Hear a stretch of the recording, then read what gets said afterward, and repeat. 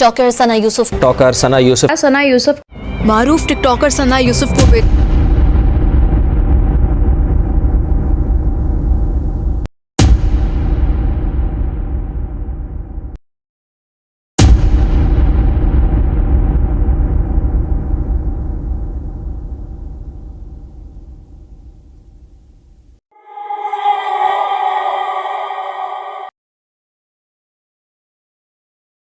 دو جون پیر کے دن اسلام آباد کے علاقے جیتری میں ایک لڑکا جس کا نام عمر حیات تھا آنکھوں میں خون لیے اور ہاتھ میں ایک گن لیے موجود تھا۔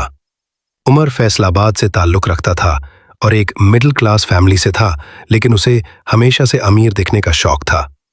وہ سوشل میڈیا پر مہنگی گاڑیوں کے ساتھ تصاویر لیتا اور خود کو امیر ظاہر کرتا۔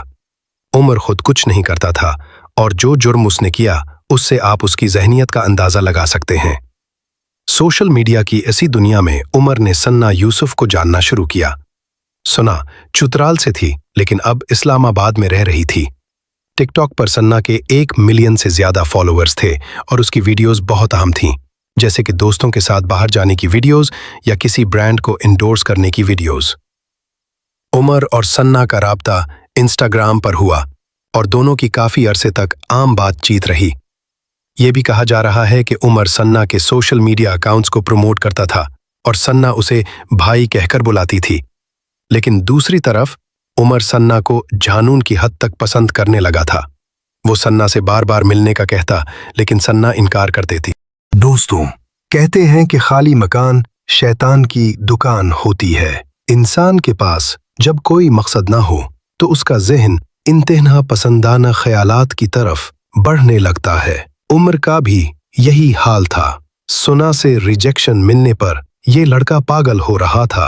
وہ ثنا کو روزانہ ڈھیروں کالز کرتا اور میسیجز بھیجتا تھا، لیکن ثنا اس میں دلچسپی نہیں رکھتی تھی۔ یہ بھی کہا جا رہا ہے کہ عمر کرائے پر مہنگی گاڑیاں لے کر اسلام آباد پہنچ جاتا تھا اور کئی دن وہاں رہتا تھا تاکہ کسی طرح ثنا سے مل سکے، لیکن وہ ثنا سے نہیں مل سکا۔ دوستوں، 29 مئی کو ثنا یوسف نے اپنی سالگرہ منائی اور اس کی ویڈیو اس نے ٹک ٹاک پر بھی پوسٹ کی۔ کہتے ہیں کہ اس دن بھی عمر ایک مہنگی گاڑی کرائے پر لے کر اور کچھ تحفے لے کر اسلام آباد پہنچ گیا تاکہ شاید ثنا اس سے مل لے، لیکن اس دفعہ بھی وہ ناکام رہا۔ شاید اسی دن سے اس کے ذہن میں یہ افسوسناک منصوبہ بن چکا تھا کہ ثنا یوسف کو قتل کرنا ہے۔ عمر اپنے گھر تو واپس آ گیا، لیکن اس نے اب ایک پستول کا انتظام کیا اور 2 دن بعد یہ پھر سے اسلام آباد پہنچ گیا۔ یہ ثنا کے گھر کے آس پاس پھرنا شروع ہو گیا۔ عمر موقع کی تلاش میں تھا کہ کسی طرح ثنا کے گھر کے اندر گھس جائے۔ دوستوں، ثنا کے والد گھر پر نہیں تھے۔ گھر پر ثنا کی ماں اور پھپھو موجود تھیں۔ عمر نے دیکھا کہ ثنا کے گھر کا گیٹ کھلا ہے اور اس کی ماں کہیں باہر چلی گئی ہے۔ یہ قریب ہی مارکیٹ میں کچھ لینے گئی تھی، لیکن ثنا کے گھر کا گیٹ اب کھلا ہوا تھا۔ عمر کو موقع مل گیا۔ وہ گھر کے اندر گھس گیا۔ اس نے ثنا کی پھپھو سے غصے میں پوچھا کہ ثنا کہاں ہے، اور یہ ثنا کو ڈھونڈنا شروع ہو گیا۔ یہ ثنا کے کمرے میں داخل ہوا۔ ثنا اور اس کی پھپھو نے اس کو سمجھانے کی بہت کوشش کی، لیکن اس کے ہاتھ میں گن تھی اور اس نے اچانک ثنا کے سینے پر گولیاں چلا دیں۔ عمر وہاں سے فرار ہو گیا۔ ثنا کو فوراً ہسپتال لے جایا گیا، لیکن ثنا اس دنیا سے چلی گئی تھی۔ پولیس نے عمر کو 20 گھنٹوں میں ہی فیصل آباد سے گرفتار کر لیا۔ اور اس سے ہمیں واقعی کئی سبق ملتے ہیں۔ میں آپ کی بات کو ذرا ترتیب سے اور واضح انداز میں سادہ زبان میں دوبارہ پیش کر رہا ہوں تاکہ یہ پیغام مزید مؤثر ہو۔ اس واقعے سے ہمیں کیا سبق ملتا ہے؟ ہر فین قابل بھروسہ نہیں ہوتا۔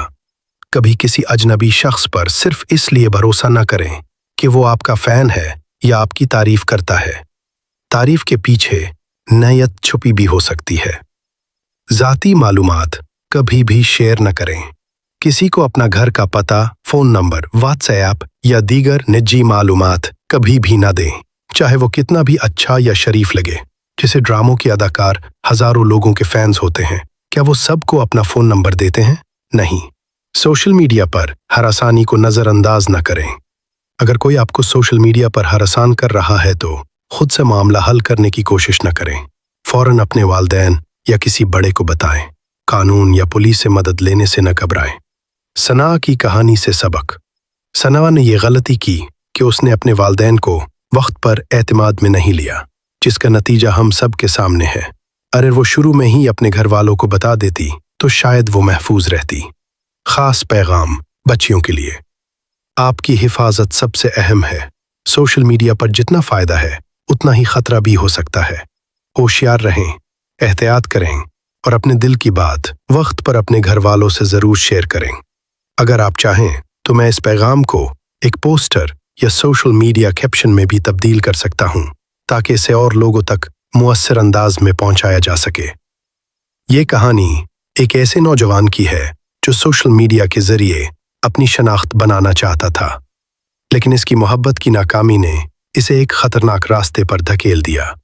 इस वाक़े ने ये सवाल उठाया है कि नौजवानों के जहनों में इंतहा पसंदाना ख्यालात कैसे जन्म लेते हैं, और हमें उस पर गौर करना होगा।